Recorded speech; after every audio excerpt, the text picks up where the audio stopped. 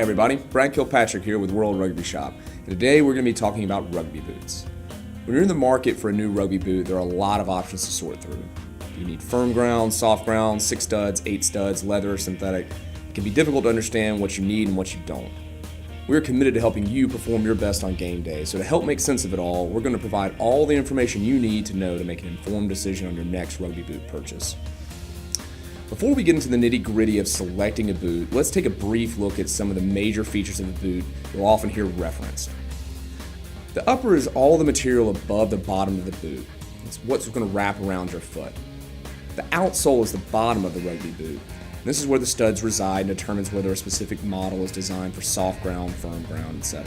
The insole or the sock liner is the cushioning inside the cleat is designed to provide padding, protection, and arch support. It's often removable, so you can add in orthotics if you'd like. If you want to replace them or use orthotics, make sure that the boot insole is removable. The midsole is the cushioning built into the shoe, and it sits between the insole and the outsole. It usually can't be removed. The heel counter is the back portion of the shoe that cradles the foot, and this is designed to provide stability and hold the foot in place when you're making cuts. Usually the higher and more rigid, the more control and support it's going to offer as you're cutting. But you'll want to have padding and protection to prevent blistering. The vamp is the front portion of the upper, and this is where the foot flexes and the boot makes contact with the ball when kicking. Many vamps are stitched or have added technologies to enhance the kicking power, ball control, or comfort. The studs or cleats are the traction elements fixed to the bottom of the outsole. They can be a range of types and patterns depending on the field conditions for which they're designed. Last are the three-dimensional forms that rugby boots are constructed on. This is what determines the size and shape of the boot overall. So this is where terms like wide last or narrow last come from, and they refer to whether the boots are designed for wide or narrow feet. There are 5 main considerations you need to think about when making a purchase: boot type, material, lacing, fit, and price. Let's start with the boot type. When we say boot type, what we mean is whether a boot is built for soft ground, firm ground, and so on. Picking the right type of boot for your position and playing condition is probably the most crucial decision you're going to make. If you get the right type of boot, it can maximize your performance. If you get it wrong, you're not going to be able to display your skills and athleticism effectively. There are 4 major types of rugby boots: soft ground, firm ground, artificial grass, and turf or hard ground. Soft ground boots are designed for soft, well-sodded, or wet fields. They utilize long, detachable studs for maximum traction. Given the heavy traction demands of rugby with driving, rucking, and particularly scrummaging, these are very common to our sport. In addition to great grip, the detachable studs allow adjustment based on field conditions, so you can go lower profile if the fields are drier and longer if wetter. Typically, studs are available between 12 and 19 millimeters in length. There are 4 common soft ground outsoles: 6 stud, 8 stud, 7 stud, and a hybrid outsole. The most common stud types are the 6 and the 8 stud design, although hybrid outsoles that have both removable studs and molded elements are increasingly common. The 6 stud outsole has 4 studs up front and 2 studs on the back heel. This configuration is considered faster than the 8 stud design, as there are fewer studs to push into and release from the ground. This enables faster foot turnover for cutting and moving. The downside is the reduced number of studs makes them more likely to cut the turf when pushing under load, so there's a balance to be struck between the need for speed and the ability to push forward. 6 stud rugby boots are recommended for backs and loose forwards primarily. The 8 stud rugby boot is used primarily by Type 5 players, but is a great option for loose forwards as well, depending on their playing style. Many prefer the increased traction for scrummaging, mauling, and rucking. The outsole has 8 total studs, with 6 studs up front and 2 in the back. While considered slower than 6 stud design, as you have to push more studs into the ground, the 8 stud configuration offers superior traction, particularly when in the scrum. The 8 stud design is recommended for Type 5 players, props, hooker, locks, and for loose forwards that prefer extra grip come scrum time. If you value maximum traction over speed, and if you're a Type 5 player, you should, this is your boot type. The 7 stud design is much less common than the 6 or 8 stud, because for much of rugby's history, the studs were banned for fear of the isolated stud on the toe causing puncture wounds. World Rugby has removed the ban and now simply requires testing to make sure a particular stud pattern is safe. So the 7-stud configuration sees 5 studs up front with 2 studs on the heel and noticeably a toe stud. This strikes a balance between the speed of the 6-stud with the grip of the 8-stud. The additional placement of the toe stud aids with the acceleration that usually starts by pushing off the toes rather than more flat-footed running. This design was geared towards loose forwards specifically, who have to shoot off the back and sides of the scrum, usually from a 2 or a 3-point stance. 7-stud boots are recommended primarily for loose forwards for this reason. It is increasingly common to see soft ground outsoles that combine both studs and molded elements to capture the benefits of both. This is called a hybrid outsole. The most common design uses 6 long studs, 4 up front, 2 in the back, with shorter molded cleats built around them. This means you don't have to have as many long studs to force into the ground when running, but when you really need to bear down or cut, you have some additional traction to bridge the gap between a 6 and an 8-stud design. Next up is the firm ground boot type. Firm ground boots, as you might have guessed, are meant for firm to moderately forgiving fields. These are probably the most commonly used type of boot as they work on a wide variety of field types and conditions. While best for firm surfaces, they are serviceable on hard and even mildly soft fields if the studs are long enough. Typically, they will have between 10 or 14 molded studs on the outsole and are made of a rubber or non-metal material.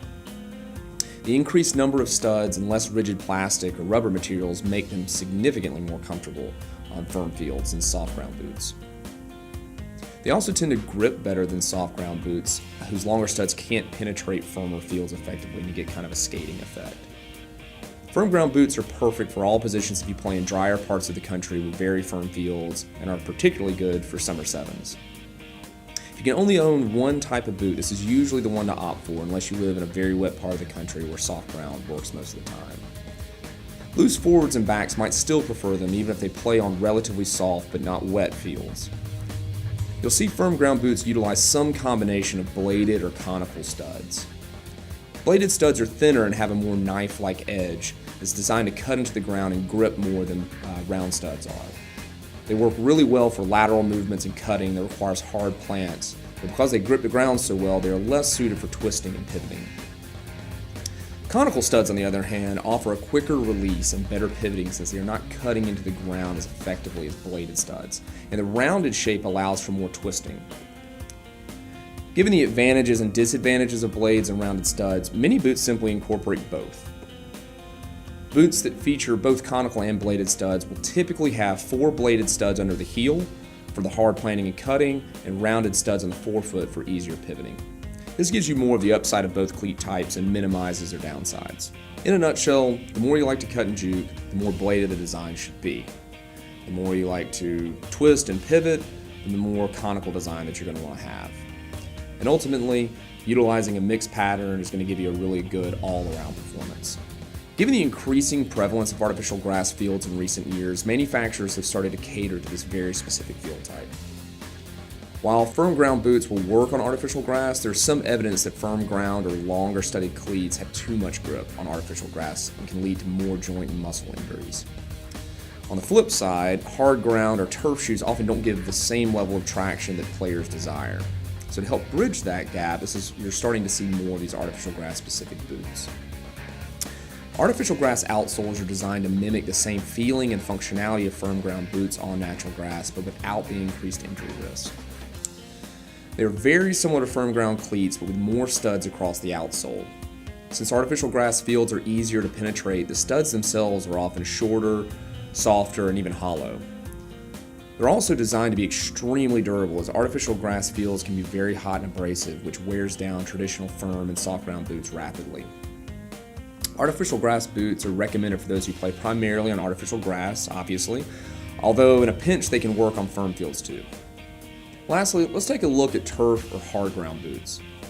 These are meant for extremely hard and or original synthetic surfaces. Think baked dirt fields and AstroTurf.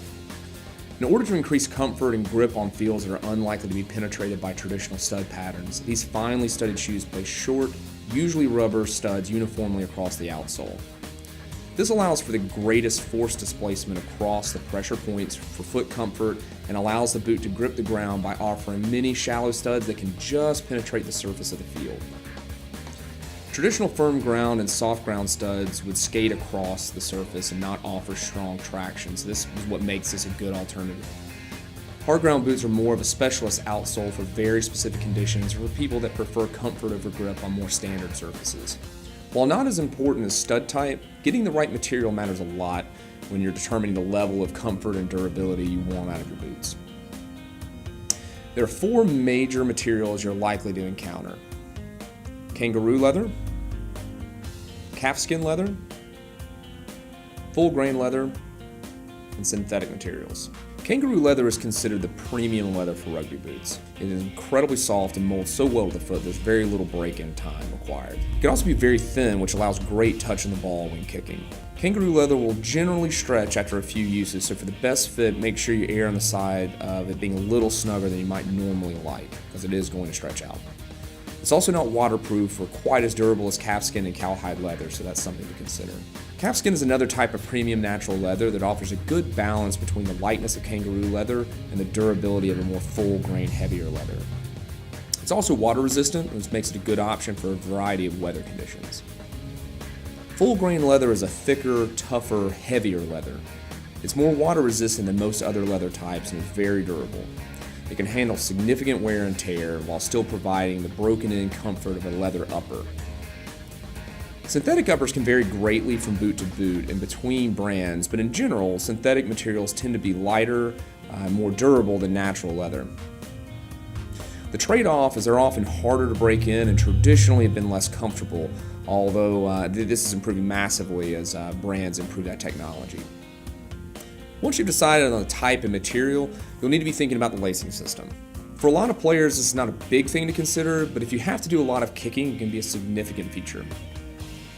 The standard lacing system we're all familiar with has the laces going straight up the middle of the upper. It's tried and true, it's been proven at the highest levels for all positions. It's perfectly acceptable for anybody. But increasingly you're seeing off-center lacing systems that increase the smooth kicking surface of the boots. As you can see here, it's off to the side. And while this might not seem like a big thing, increasing the size and consistency of the kicking surface on a boot can make a big difference when you're punting, drop kicking, and kicking a goal regularly. Now that we've covered the major performance aspects, let's talk about fit. Get this wrong and you can really harm your performance and particularly your comfort when you're playing. For rugby boots, the aim is for a snug but not overly tight fit. They should fit as close to the end of the foot as possible without touching the toes. A 1/4 inch to a 1/2 inch gap is considered ideal, and when selecting, make sure you note a few things. Make sure you're picking a size based on the geographic and country reference that you're used to. At World Rugby Shop, we list American sizes but have conversion charts for reference if you need them. There's a big difference in a US 8 and a UK 8, so pay attention. Women's sizing is usually smaller by a size to a size and a half compared with an equivalent US men's size. Youth or junior sizes are simply smaller men's sizes, sizes 1 through 6. Now let's talk budget and strategy. In an ideal world, you would own 2 pairs of boots, one firm ground pair and one soft ground pair appropriate to your position. Having the 2 pairs will cover you for most any field type or weather that you're going to encounter. The more competitive your team, the more this matters, as even small performance drops can make a big difference in how you play. So if your budget allows, opt for 2 pairs, with a less expensive pair as your backup option for inclement weather or the odd travel game. In the event you can only purchase 1 pair of boots, it's best to own a longer studded firm ground pair.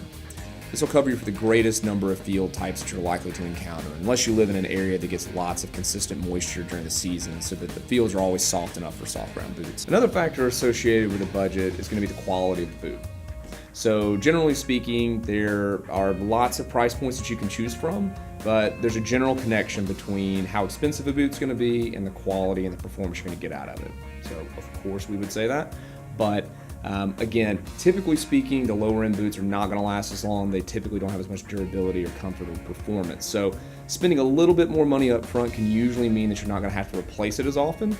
So in the long run, you'll actually save some money. We hope that clarifies some things for you so that you can ultimately find the boot that's going to work best for you. There's a written guide available on worldrugbyshop.com. And of course, if you need any assistance with any boots, we would love to help you out in making that decision.